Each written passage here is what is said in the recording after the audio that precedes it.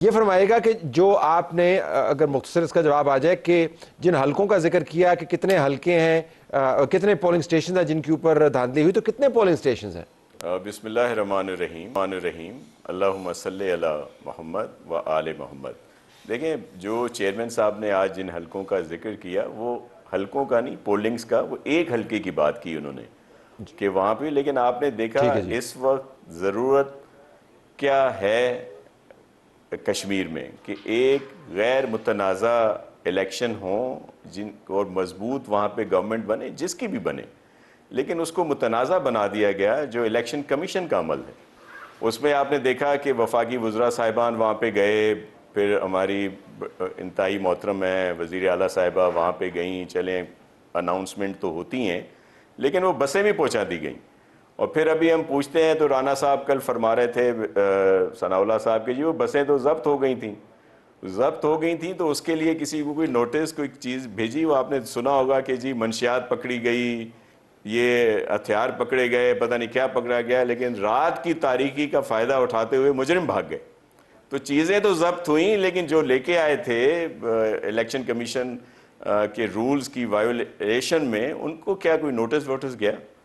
तो ये बहुत सारी इश्यूज। फिर ये कहते थे बहुत आराम से कि जी वहाँ पे तो कश्मीर में गवर्नमेंट इनकी है, कोड ऑफ कंडक्ट की वायलेशंस हैं। लेकिन मैं आपसे ये जानना चाह रहा हूँ कि धांधली का जो, जी मैं उसी पे आ रहा हूँ कि वो जो 20 से 30, जी मैं उसी पे आ रहा था कि 20 से 30 पोलिंग स्टेशन जिसकी मुकम्मल तौर पर प्रूफ हैं, वो तो सिर्फ एक हल्के के हैं ना, जो ये चौधरी यासीन साहब का एक हल्का, जिसमें जो आपने देखा होगा आपके अपने जो चैनल है उसके रिकॉर्ड पे है कि शुरू में पीपल्स पार्टी की जो वोट थे वो ज़्यादा आ रहे थे, और सबसे पहले अनाउंसमेंट भी वही शहरी हलकों में वही हुई जो पीपल्स पार्टी ने जीते। उसके बाद फिर ये जो दूर दराज से रात गए जो कुछ भी हुआ है, उसके बाद ये रिज़ल्ट आए हैं। तो ये चीज़ें अगर इलेक्शन कमीशन पहले थोड़ा सा इस पर ध्यान देता, जो वायोलेशंस हो रही थी या फिर अपनी मर्जी से ये फेज वाइज कर दिया गया, चलें रावला कोर्ट में तो बड़ा इशू था तो उसका एक फेज अलहदा कर देते, लेकिन दीगर जगहों पे तो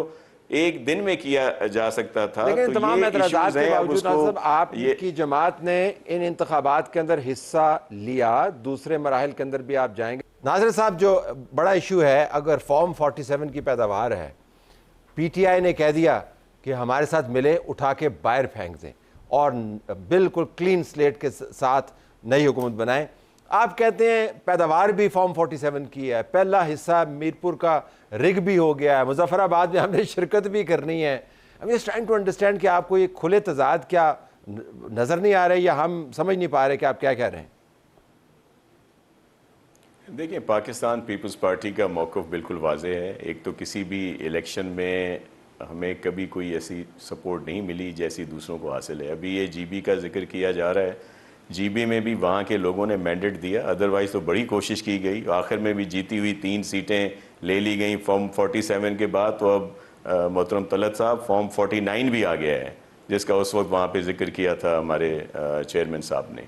आप आज जिस तरह हमारे इंतहाई मोहतरम हैं नुसरत साहब, सीनियर हैं, वो जो बात कर रहे हैं वो बहुत अहम है कि कश्मीर में एक ऐसा इलेक्शन होना चाहिए और ऐसी हुकूमत आनी चाहिए जो गैर मुतनाज़ा हो, जिस पे सबका एतमाद हो। फिर वो 12 सीटों वाला फ़ैसला भी वही इलेक्टेड लोग करेंगे कि वो रहनी है या नहीं रहनी है।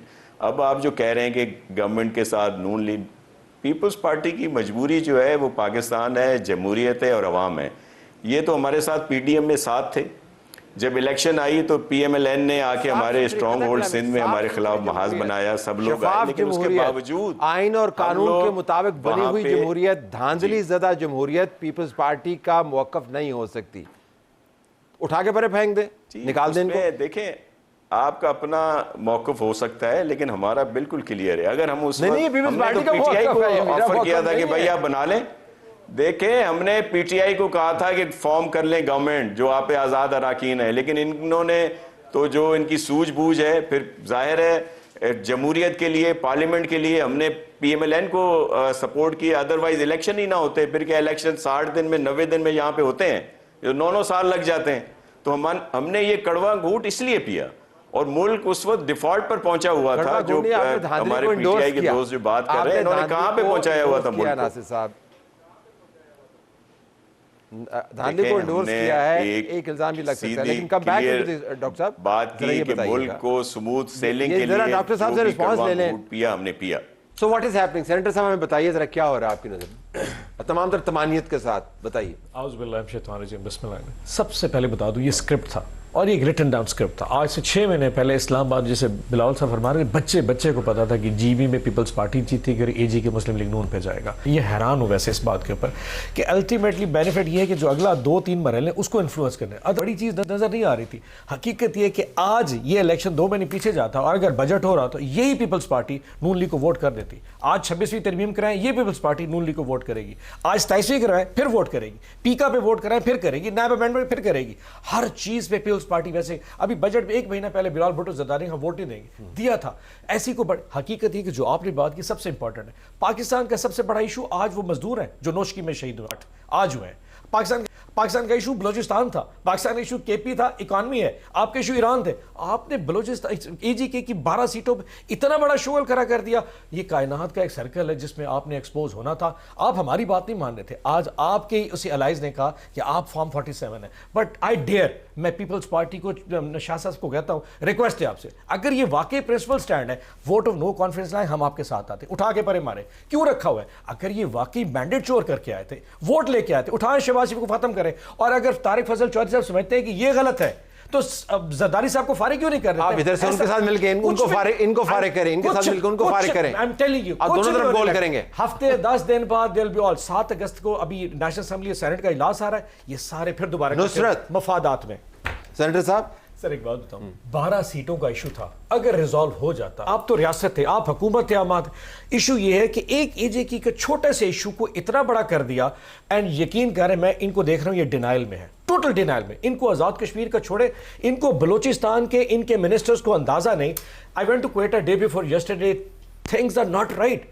एंड अल्लाह ने कल को चीज होती है, रिस्पॉन्सिबिलिटी किस पे फिक्स होगी? और किसी के कंट्रोल में कुछ नहीं है। आज दोनों जमातें एक दूसरे को बुरा करें। आई विश इनमें से कोई स्टेटमेंट तो देता कि यार Balochistan, let's get it right, let's get KP के राइट, लेट्स गेट एजे के राइट। All the weight दहशतगर्द।